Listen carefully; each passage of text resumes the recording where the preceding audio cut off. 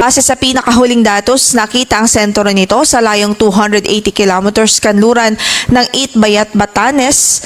Taglay pa rin ito ang lakas ng hangin na umaabot sa 95 kilometers per hour near the center at gustiness na 115 kilometers per hour.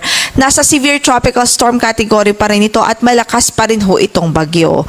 Samantalang kanyang movement ay north-northeastward at 10 kilometers per hour. At kung makikita nga po natin, nasa labas po ng ating area of responsibility ang kanyang sentro. Pero bahagi ng kanyang diametro ay nakakaapekto pa rin sa ilang bahagi ng northwestern section ng Northern Luzon. Maya-maya nga lamang ho ay iisa-isahin natin ang mga lugar kung saan ay nakataas ang ating tropical cyclone wind signal number 1. Yung trough nito ni Bagyong Uwan patuloy din nagdudulot ng maulap na papaurin at mga kalat-kalat na pagulan at pagkidlat-pagulog sa natitirang bahagi pa ng Ilocos Region maging sa Cordillera Administrative Region.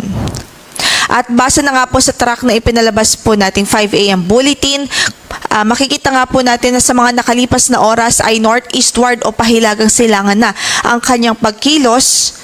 So, tinatahak pa rin ito ang pa-northeastward o pahilagang silangan na direction at most likely ngayong umaga o mamayang hapon ay pwede po itong mag-re-entry o ini-expect natin ang re-entry nito sa ating area of responsibility.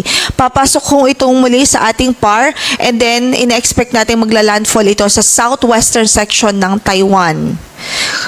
Ibig sabihin, most likely sa mga susunod na oras at susunod nating bulletin, posible po na may signal pa rin tayo o meron pa rin tayong lugar na kung saan ay may signal number 1 pa rin dahil maaari pa rin mahagip ng diametro ang ilang bahagi ng extreme northern Luzon.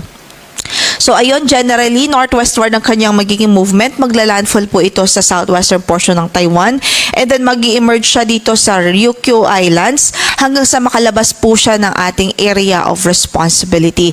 At dahil nga po magla-landfall ito sa landmass ng Taiwan, ini-expect natin sa mga susunod na oras at araw ay unti-unti din ho itong hihina hanggang sa maging remnant low pressure area na lamang po ito paglabas ng ating area of responsibility.